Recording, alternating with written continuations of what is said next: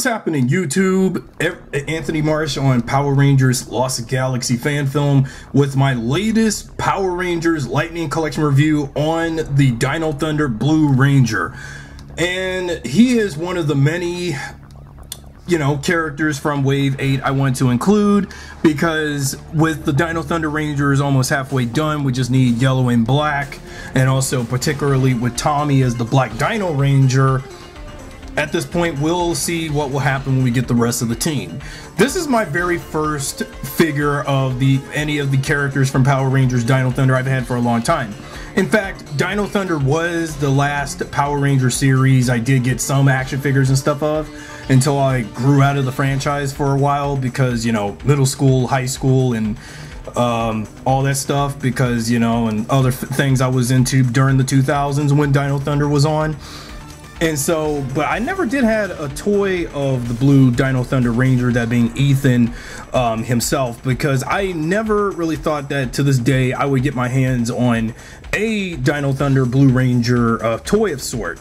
I was going to plan on getting, when the legacy figures for Dino Thunder, the Bandai legacy figures for Dino Thunder were out before Bandai lost the license to Power Rangers. I was going to plan on getting all of the Dino Thunder Rangers, especially the Blue Ranger, but since the Bandai figures for them are hard to find, I think it's best do Lightning Collection instead. Anyway, let's get on with this review, and let's see how he looks. Dino Thunder, power up! Ha! Alright everybody, now let's take a look at everything the Dino Thunder Blue Ranger came with in the Lightning Collection, such as his Tricera Shield, Thundermax Saber, Thundermax Blaster, interchangeable hands, his civilian head, and a lightning effect piece. First off, let's take a look at the interchangeable hands, because this is a unique kind of, type of hands that they did for some of the Dino Thunder characters.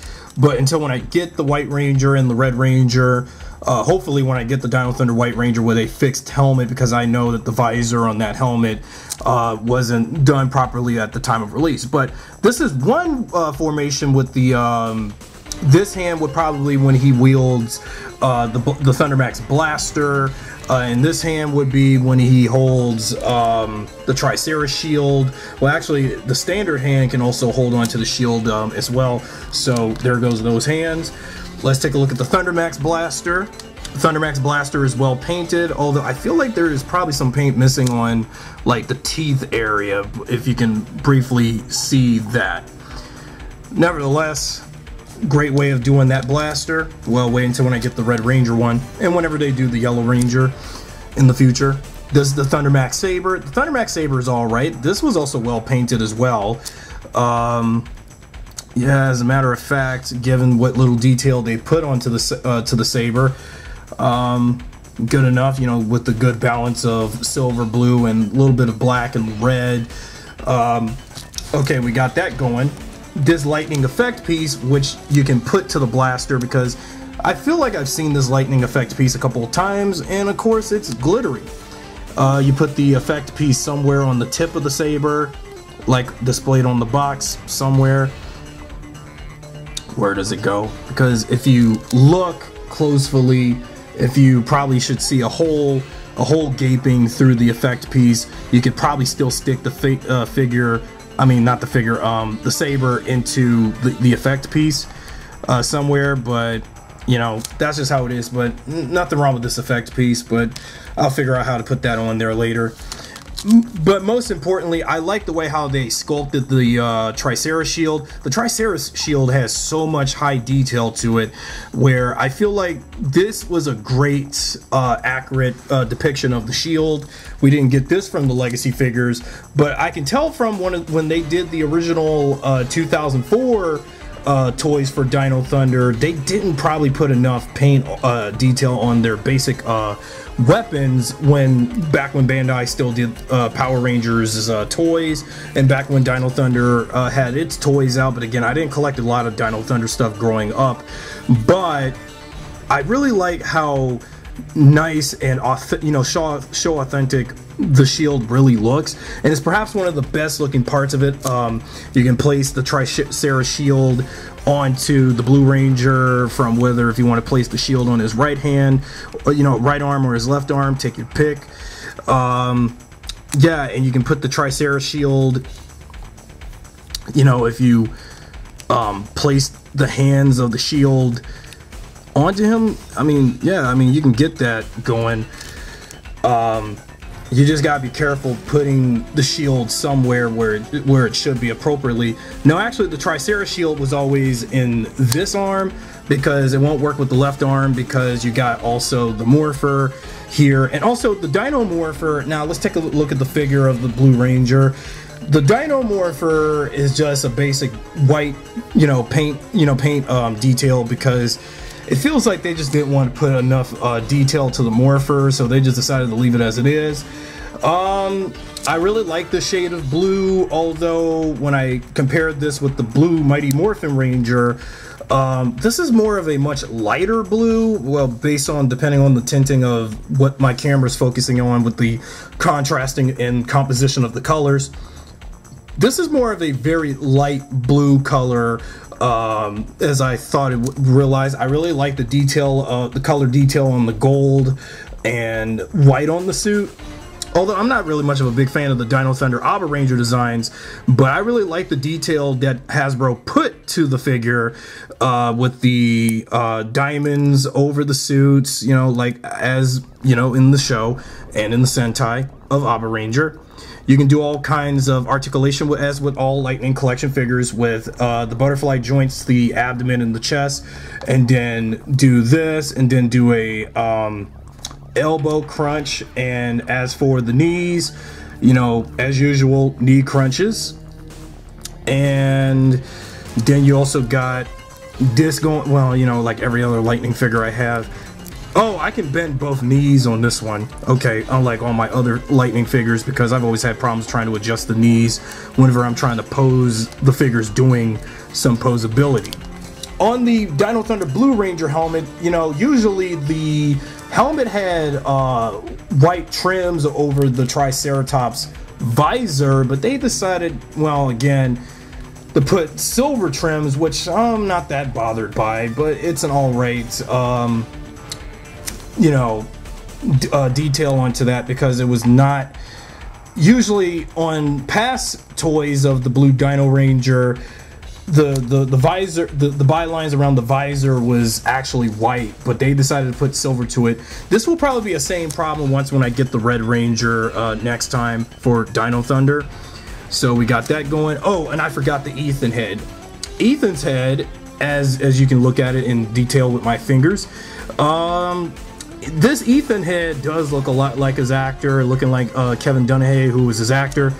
In some shades, when I looked at it, it looked almost more like TJ than Ethan. But again, when I get that Blue Space Ranger Psycho Silver 2-pack, I'm going to compare the two heads of the two Blue Rangers that are, basically African American Blue Rangers, TJ and Ethan, because I do feel like, yeah, especially from this close-up, this does look like Ethan. But when I get the In-Space Blue Ranger, some of the likenessing onto TJ and Sulin Ward, who was his actor, on that figure will look similar to another Power Ranger actor's likeness, but this is definitely Kevin as Ethan from the show. The detail on the afro hair is done well. The eye pupils, you can barely take a gander at the pupils of the eyes. And there you go with that. Okay, now this is how Ethan looks without his helmet on as the Blue Ranger, and in great detail, because he has been unhelmeted a couple of times during Dino Thunder, and this does capture that very well. Although I would say Ethan without his helmet does look pretty more badass with his Tricera Shield, don't you think? I mean, take a look at it. Yeah, I kind of wish he did a battle without the helmet on while wielding the Tricera Shield. Neat. And here's a shot of the Dino Thunder Blue Ranger standing right next to the original Blue Ranger himself, Billy. And I would say with having two brains of Blue Rangers on the same shot, this looks like something we should have been envisioning with our action figures a long time ago, and especially with the Lightning Collection ones. Good work with this, Hasbro. Keep it going. Although, once I get the Dino Fury Blue Ranger, I believe he's also based on a Triceratops, but I haven't been watching Dino Fury. But I will get around that season when I get around it and also collect some of the figures. And then when they do the Lightning Collection Dino Charge Blue Ranger, who has more of a stego than a Tricera, unlike the latter three, once they do the Dino Charge Blue Ranger, which is Coda, then we have all of our Dino Blue Rangers. So this is coming together almost. Here's how Dino Thunder Blue stacks up with Mighty Morphin Blue and Beast Morphers Blue. Yeah, almost getting there with all the Blue Rangers for the Lightning Collection. Just need, man, how many? Zeo, Lost Galaxy, In Space. So many of them. Man, keep it coming, Hasbro. I gotta do this True Blue to the rescue. Forever Blue. Hashtag Forever Blue going. Okay, on a coloring comparison difference with Dino Thunder Blue with the 2 Blue Rangers I only have so far along with them because I just got DT Blue. When you look at Dino Thunder Blue's color, his color matches more with Beast Morphers' blue because Beast Morphers Blue has also that bright blue shade to him, and so does Dino Thunder Blue. But when I got Mighty Morphin Blue, Billy, Mighty Morphin Blue was a more darker blue given the shading, and especially from what you can tell from my camera and the lighting on that, because Mighty Morphin Blue had a much darker shade of blue, which I'm fine with for that for MMPR. But for other Blue Rangers, especially when I get SPD In Space Lost Galaxy Blue in them, later on in the future, Zeo even, with their Blue Rangers, I'm going to see quite a color comparison difference with who had the better shade of blue. But if anyone has the better shade of blue, given I like what's lighter and darker, I say Mighty Morphin Blue had a better shade of blue given its dark contrasting. The others look a little quite like the kind of blue shade as like my blue background for most of my review videos. And also it's quite a comparison because, you know, this kind of shade. And to close things up, here's how Dino Thunder Blue stacks up with the rest of his Wave 8 counterparts: Lost Galaxy Red 2.0 and SPD Pink. Now, it feels like I am almost halfway done with this wave of Lightning Collection. When I get the green Zeo Ranger, aka Zeo Ranger 4 with Adam, then I actually completed for the very first time a wave of Lightning Collection. Something I should have been doing a long time ago.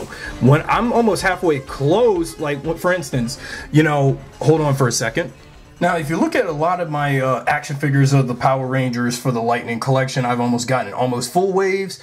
Look at how many waves of Lightning Collection figures I almost got in a row per wave, with the first wave being Lord Zed, White Ranger, Shadow Ranger, Wave 2 Magna Defender, the Red and Gold Beast Morpher Rangers.